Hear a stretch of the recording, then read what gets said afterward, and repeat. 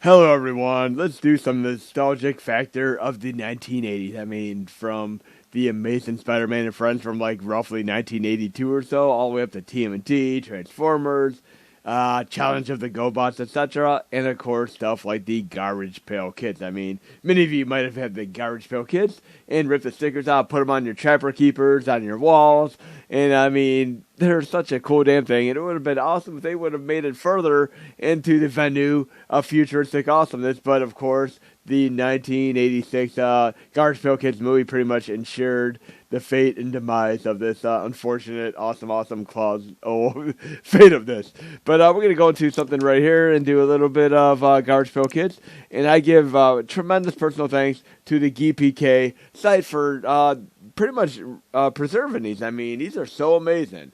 We have TV Stevie, Itchy Richie, Harry Mary, Ash Can Andy, Potty Scotty, Ill and How. And look, you see that little contour of the sticker there. I never ever ripped the stickers off. I mean, but my sister did. She ripped them all off. They were all over her Trapper Keeper. By the way, I love the South Park episode about the Trapper Keepers. That, spoiler alert, come alive.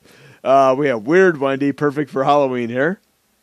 Wacky Jackie, Bad Brad, Crater Chris, Nasty Nick. And you might also notice that some of the cards actually had dual clone there. Evil Eddie. And this is a little bit of a spoiler alert for those of you who haven't seen Stranger Things. Spoiler alert, spoiler alert. I think that Eddie's going to become a vampire because he's such a fan favorite. They're going to bring him back, and I think he's going to be a vampire. He might be Evil Eddie, or he might be Good Eddie. We'll see, but I think Eddie's going to be a vampire in the next and final season. Why not? Bring him back.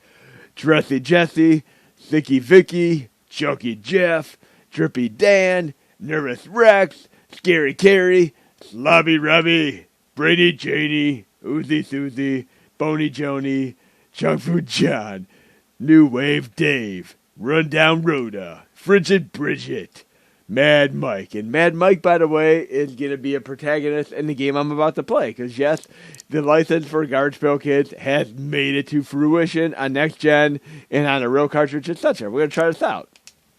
We're going to be able to play as Mad Mike, who's like a combination of Mad Max and Chucky from Child's Play, in essence. I Am Bit Presents, licensed by Topps, Garbage Pail Kids, and GPK. Okay? Designed and developed by Retrotainment Games. And loving the music and graphical style already. This is just phenomenally awesome. But let me know your favorite Garbage Pail Kids from way back.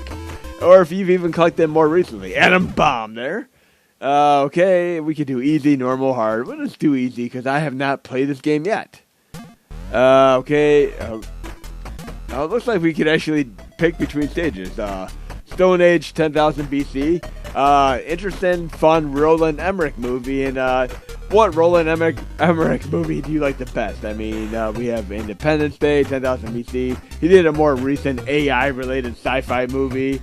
And of course, what was that? The Day After Tomorrow. Remember that silly movie? They were all fun, though. Tokyo 1985. Gojira. Egypt 3000 BC. Transylvania 1313. March 2050 AD. Hell Eternity. Oh, wow. Okay, let's try In the Spirit of Halloween. We'll do Transylvania 1313. See what this is all about. 3, 2, 1. And I really want to go back and watch the Garbage Pail Kids movie again. I mean, there's been a time when like I went on Rotten Tomatoes and saw these movies that were rated 0%, like Cool as Ice, Star Vanilla Ice. I went and watched that. And I'm like, jeez, it actually had a pretty good soundtrack to it. I remember there being like an IMDb post where people were like, what songs are in the movie? And I made a post on there with all the songs in the movie because I was able to determine what they all were because they didn't really show them all in the credits. But I got them all listed on there, and then I went back and watched a few other movies like, there are other movies like Son of the Mask starring Jamie Kennedy. What, I got a Garbage Pail Kid card? Okay. Okay, that's kind of cool there. Okay, that's pretty cool. That's a nice little transition there. I mean, you can have like a collection of Garbage Pail Kids according to this game here. Okay, let's get back to the game now. Okay, that's pretty cool. I like that. And I love that Paradise Girl in there. I mean, it almost looks like the Castle Grayskull. Yes, Master of the Universe, which was a great cartoon way back. Very, very cool. And I'm loving the parallax scrolling, which you would typically see on, like, Mega Drive, Sharp X68000, etc. I mean, even Super Nintendo to a degree, but you don't really see it so much on NES games. I mean, there's Zombie Nation, which had it, which was great. Oh, this is very, very cool. Love this kind of Rastin, SDNX style gameplay. Without a doubt, very, very damn cool. I wouldn't hesitate to spend like 10 to 15 to 20 US dollars to buy this on next gen, because I'd love to have this. It'd be cool to have on a real cartridge as well, because I mean the artwork for this game is absolutely beautiful. I'll show you what the artwork looks like. Very, very challenging gameplay from what I'm gathering already. Oh, I'm gonna lose. One more hit. Can I get some energy here? Oh, jeez, I need some health. Grim Reaper, like straight out of Kid Icarus there. Remember Kid Icarus and Captain and Game Master? That was one of my favorite cartoon series. And they had like really amazing animation for the first couple of seasons. Then they switched animation studios. And it just was lackluster, but it was still fun to watch. And I loved all the characters in there. I mean, I'm dying on purpose right now because I want to try one of the other stages.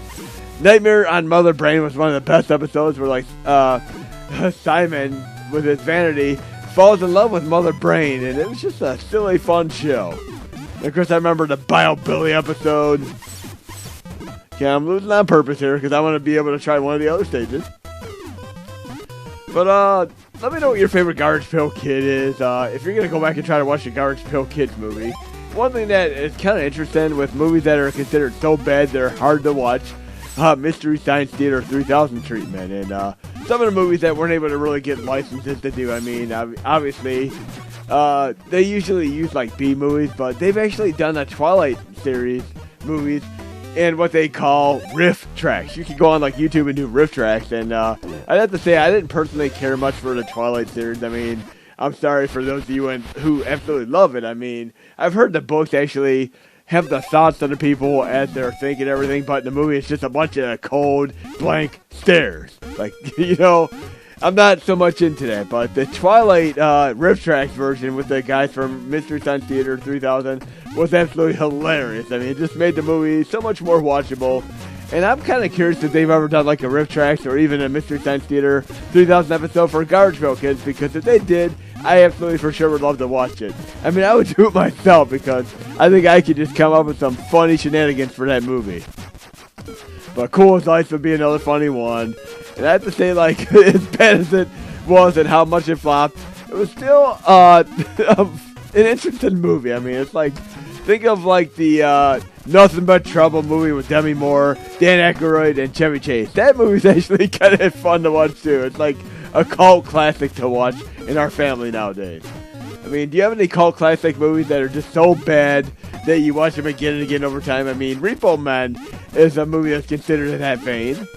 Heavy Metal, the movie from like 1980, 81, whatever. And John Candy actually plays a role of like a muscle man in that. And I love the animation styles and how they switch. I mean, they do like horror to like almost like comical, dark comedy and such. And just going back to some of the cartoon movies they used to play at USA Up All Night way back in the 80s. Fantastic Planet, which was like an animated movie in France. Very, very interesting stuff there. I mean, yes, I used to watch like rated R movies as a kid. My parents luckily did not filter, and I mean, I wasn't stuck watching like Barney the Dinosaur and stuff as a kid. Luckily, I was able to go like to the video store and rent an R-rated movie like The Entity with Barbara Hershey. I loved it, watching stuff like that, and watching Halloween with Michael Myers, and of course like the Friday 13th movies. And even when I went into Pennsylvania to stay with my grandparents, we went to the video store, we rented Great Outdoors with John Candy, and that was a great movie. Was it Dan Aykroyd and John Candy, if I remember correctly?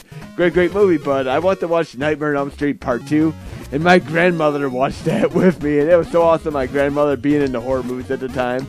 And one thing I found was so weird, and I don't know if this is like rose-tinted glasses or not, but they had cable in all the channels, and for some weird reason, they had Disney Channel and the Playboy Channel on the same channel. I remember almost vividly, I mean, this many years later, vividly, at around 9 p.m., the Disney logo turned into the Playboy Bunny. I'm like, what the hell?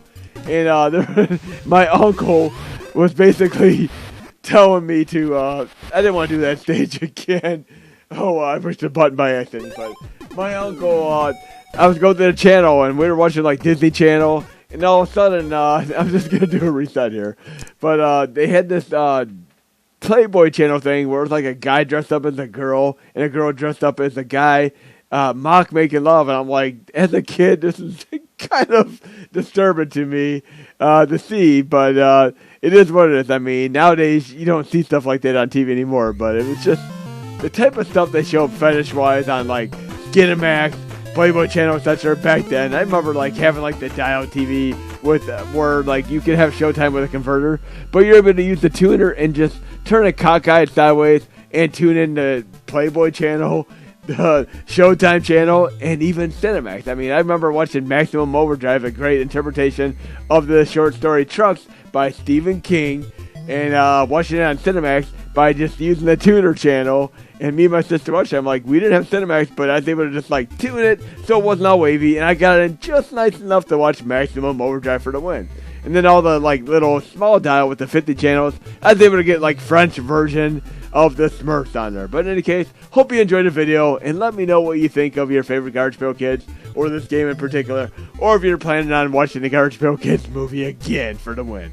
But Troll 2, Garbage Pail Kids, cool as ice. What other movies do you consider to be 0% master monstrosities to watch for Halloween?